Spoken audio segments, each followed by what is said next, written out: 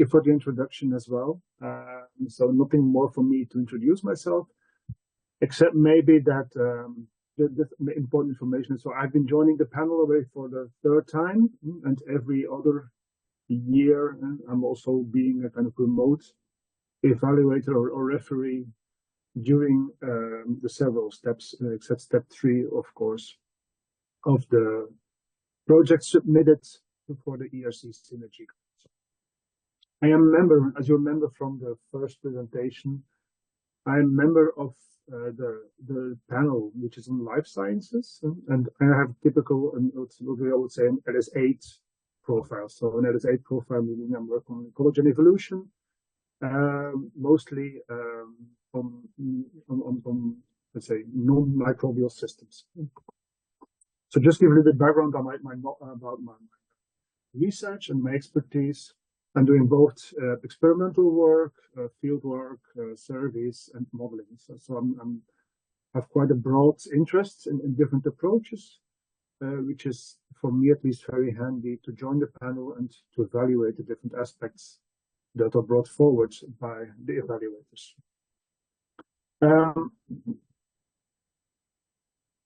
The first thing I would like to mention, so my perspective from a panel member is so I would like to highlight what for me the most important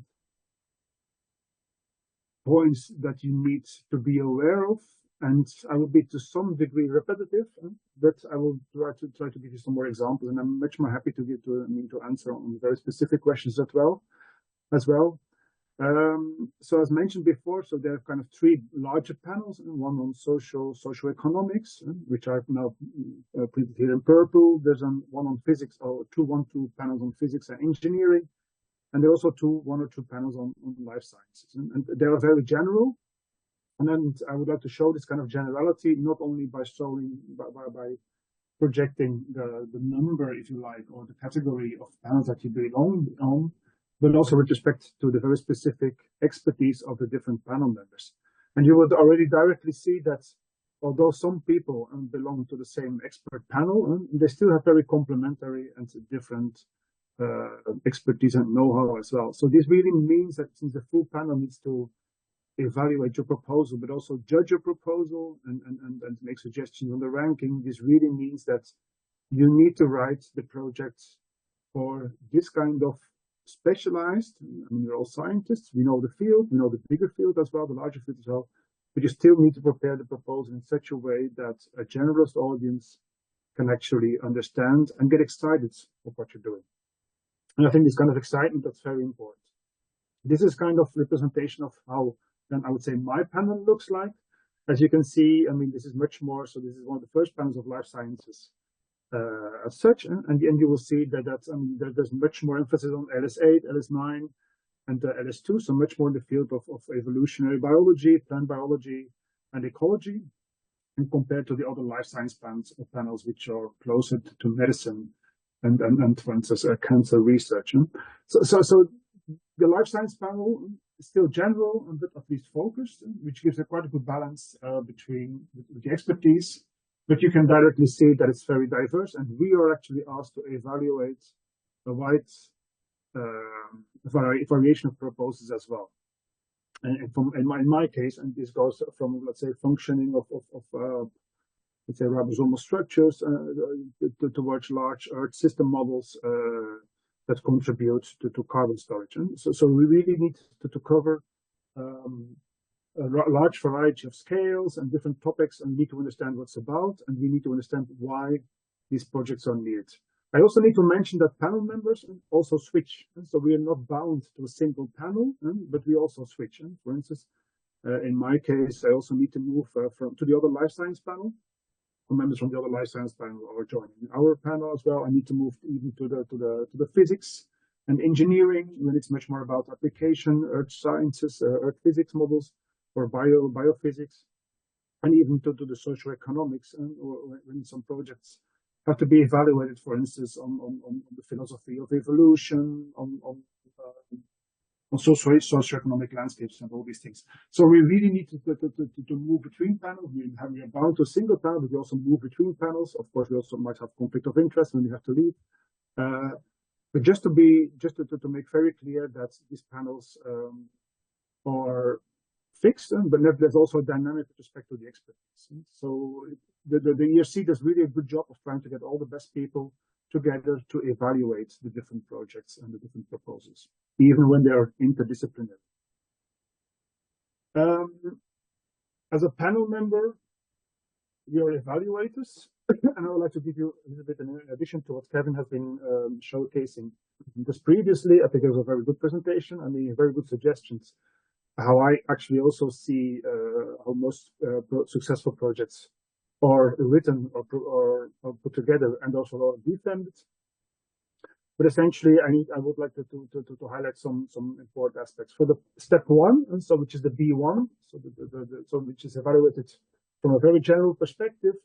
Let's say every panel member receives around, I don't know by heart, let's say so around 10 projects to be evaluated, and they're very diverse. They're still very general, and they're sometimes even a little bit outside our comfort zones as well, although we should be able to evaluate them from a very general perspective. So what's important here is that the proposal is attractive. I mean, anyway, attractive proposals score better.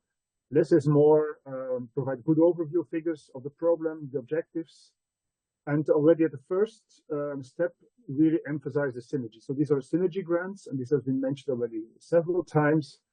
It's already important in the first step to be very clear on why a certain problem needs to be tackled by you, why you will work together, but also why there's no other alternative, I would say, in the world. Don't be too explicit, but make very clear that you are the team and the only team that is able to tackle this groundbreaking question. And when we talk about groundbreaking, it's a matter of don't just not saying it's groundbreaking and don't use empty words, but really show it. Demonstrate why it's groundbreaking. Demonstrate this by showing examples, by showing real-world problems that can be solved, and so on. I think it's really a general audience. But the first step, this audience need to be convinced that your project is exciting. That's essentially key to everything. Already mentioned, details on the methods do not matter at that stage. And we trust, and we know everyone trusts the expertise, and because you will show your excellence as such. But at the first step, also CVs are already important. So you should provide all the relevant work that is essential here, and also make very clear that you will not do it on your own, because usually people on PI don't do it on their own. They have a full team at the back. Also highlight what the team is doing, what expertise is available, even mention some names. No CVs are needed because panel members or reviewers, I mean, they also have access to the internet, right? So it's kind of a very general thing. Reviewers also use the internet to get more information about the team, about their publications, about their work. But nevertheless, I think a very good summary needs to be included at that step.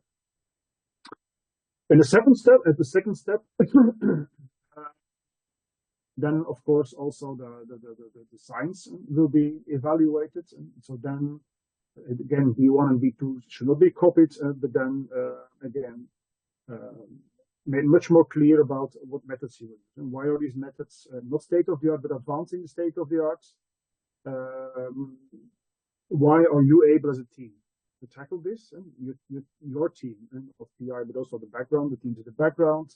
If you come up with new approaches, don't say that you would just try something, but essentially provide proof of principle when really new methods, machines, or designs or experiments are used.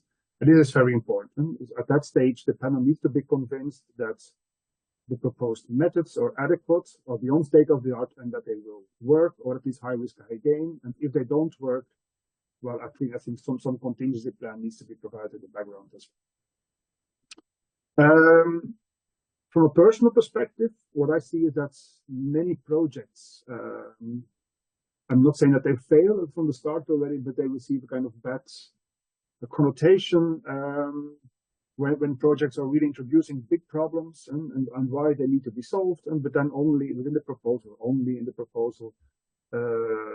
go not so deep into that, right? So essentially, they don't deliver what is expected.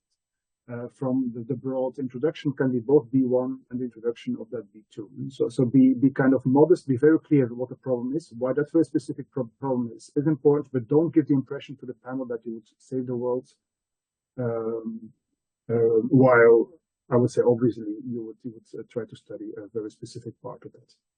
I think this is a very important point, and this is definitely because all the projects that are submitted and that are evaluated are, of course, written by experts in the field. They're all usually all of very high quality. At step 2, they're definitely all of excellent high quality. So these kind of little things, you have a perception that need to be, that's either you would like to have or needs to be avoided.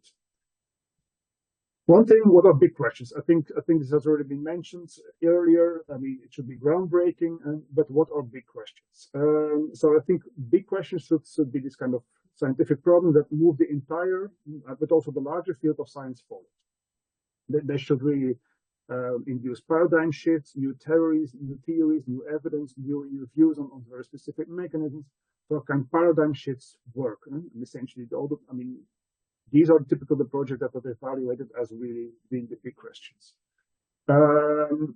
Alternatively, with new technologies that become available, you might be able to cross frontiers and to look in very specific systems and that we all have wanted to look at or in, but no one was able to do so before. Going back to the past, going to the future, all these things that are really visionary and that will really create breakthroughs in the fields of science, but also in our understanding how, at least in my discipline, then how the world is functioning. Yeah, you should be creative by using approaches from different disciplines. So that's also something that is evaluated as something very positive when you use the approaches from one discipline and you kind of translate the disciplines towards another discipline, or you use methods from one field and you will kind of use this kind of insights, new approaches from, let's say, from economics, and you would use it in just in like physics or something, or vice versa. So these are also kind of big approach, big questions, and that are seen as the groundbreaking. Scale is also important. Work at scales and projects working on large scales and global scales, they work, and obviously you need a lot of money for organizing such kind of work, and that's why these kind of ERC Synergy grants are suitable for. And so they're not 3 advanced grants in which each one is working individually, but by putting everything together, you'll be able to complete an unprecedented data set with unprecedented insights. And that's essentially what kind of big questions we are looking for. So what we are not looking for are projections on new theories, on new systems, new mechanistic. I mean, essentially, you also need to have some mechanisms, and not only data. You need to have some theory behind it, understand why these data can yield insights in very specific questions. Patterns only, then therefore usually don't work. So you need to move beyond just collecting a lot of data and documenting patterns. You need really to go into the mechanisms, potentially, and having hypotheses.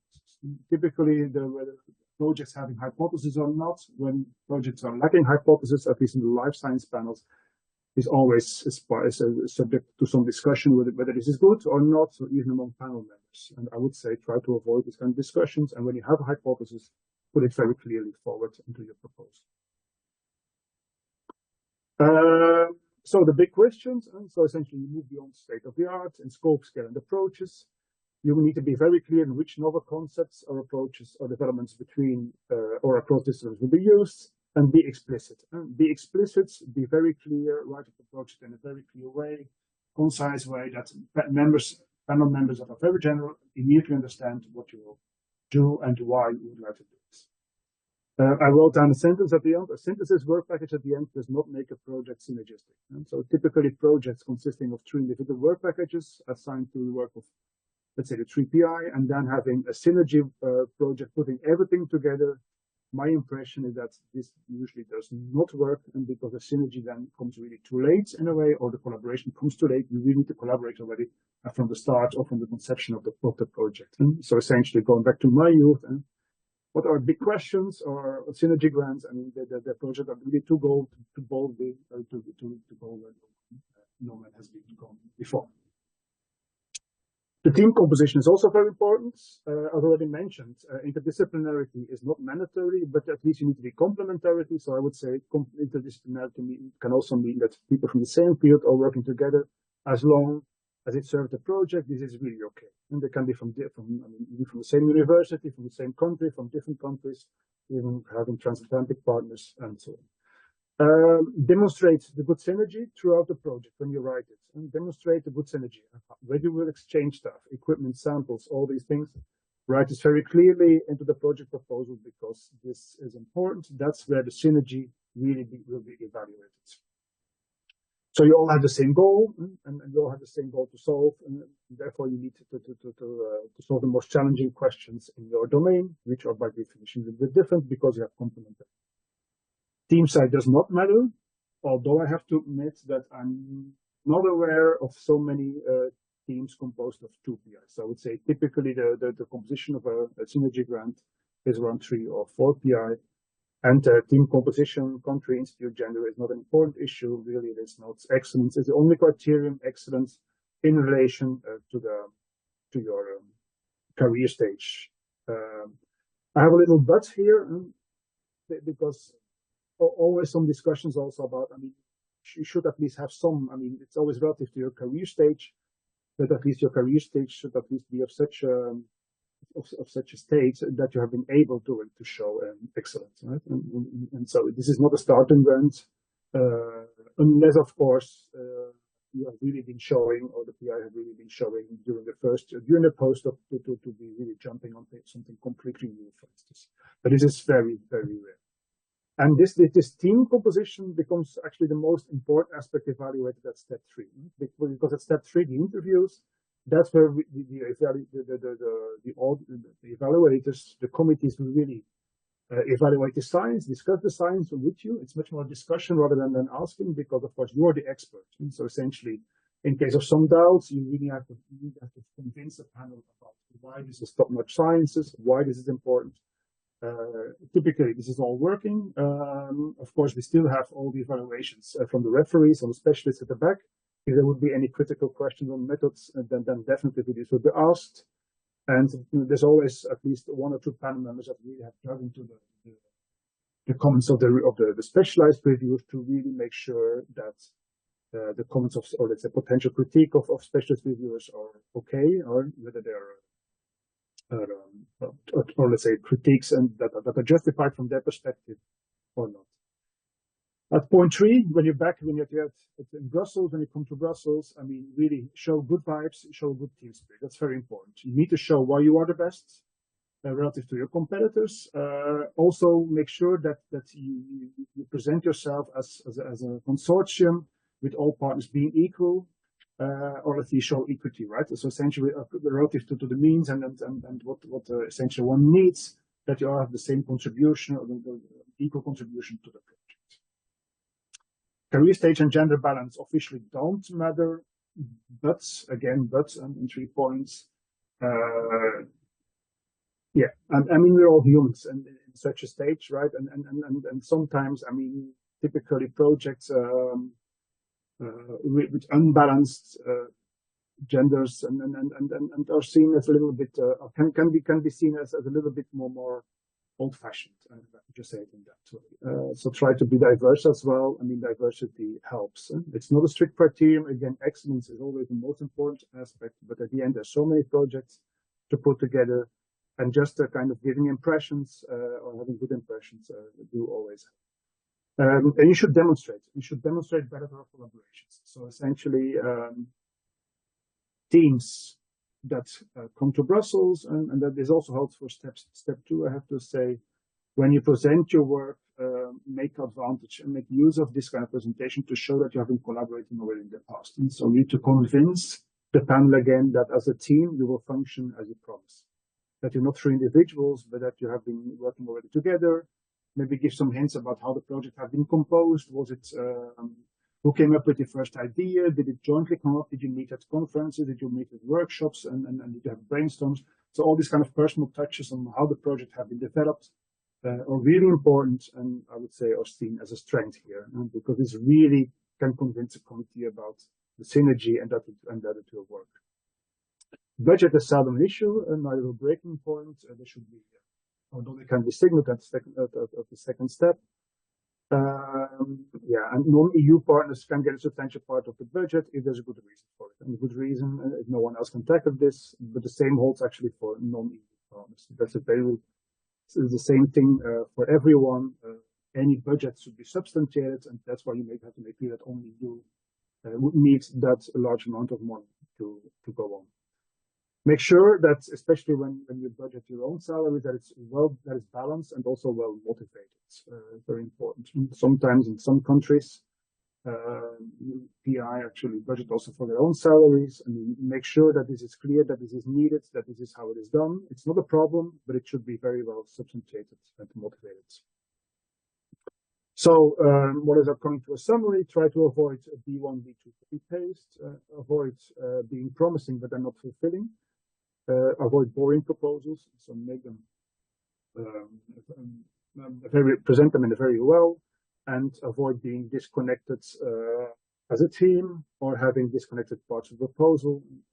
Or sometimes some this kind of work packages are added that are slightly disconnected from everything else, and because you as a team would like to do it anyway, because it's an opportunity to have it, but then make sure that you motivate this very well and that it makes it part of the project as such. And so really, I would say in general, try to avoid disconnected tasks as such. And I think most important for you to know is remember that also the panel members are humans. So we sympathize and when they feel connected as a team, and the team also, or the proposal, or the panel members also recognize very sloppy proposals, the proposals that are put together, rather as seen as an opportunity, rather than really as a response to really, or as an answer to really ask that very specific key problem. Okay, I hope that I've introduced you a little bit how the panels are working, but not from a personal perspective. So these were, to my opinion, the most important things to which panel members are sensitive, and I think which you need to take, which you need to consider when applying, especially when coming to the defense at this third step. Thank you. Thank you very much, Dries, for your very complete presentation. Thank you. Which touched already on a lot of things, if not all. I don't see any questions from the audience at the moment. There was a question from a person which is now answered by Giuliano, but which you might also would want to answer. Is it okay to go with another PI with whom we have already collaborated and published, or is it better to engage in a new collaboration? No, I would say on the contrary. I mean, if you can read, so that's what I was mentioning at the end as well. I think if you have a PI, which is of course also an expert in the field, which you really need to ask that to answer that very specific question, then really demonstrate that you have been working together. I think this is an advantage because the panel needs to be convinced of whether you'll be able to cooperate. So having published together is actually not a weakness. To my perspective, I would say this is actually a strength. Although it's not mandatory, and we don't expect, or we as a panel member, we don't expect all team members to have been publishing together, to be working together yet. But I think some bilateral cooperations do more good than bad. Well, Dries, just to summarize, are there any weaknesses that you frequently find in Synergy grant proposals? Well, I would say I kind of listed already the weaknesses that I found most important. I mean, to me, the most important weaknesses are projects that are put together as an opportunity because there's a team of people working more or less in the same field, and they would like to continue working on that very specific field without really going into the synergy, which what I would mean, really having that kind of very novel big question to tackle on. They would like to continue doing as they are, but of course extend their teams, and that's definitely not what synergy grants or the synergy panel is looking for. So that's a kind of mistake, I would say. It's not because you're a team. You can have a team of top scientists in the world when the proposal is not there. When the question is not there, then you don't have such a high the chances of really being ranked in the top projects will be lower. Let me just say it in that. Of course, your expertise would have been demonstrated, but that's definitely not the only thing. It's really the project, the ambition of the project that overrules everything. and overrules the team as such. But of course, you need to be able to show your expertise, and you need to have a team composed of the experts involved. Yes. Yeah. Okay, thank you very much. And maybe something else not done. Really, that's something we see at the interviews. Is not done if someone takes lead. I mean, you present the project even if it's not true, or at least give the impression, or give the impression to the panel members that this is an idea of one PI, typically the one who's spokesman, and that the other ones are asked to join him or her to answer his or her question. That's definitely, it may be like that, but at least you have to avoid such a perception.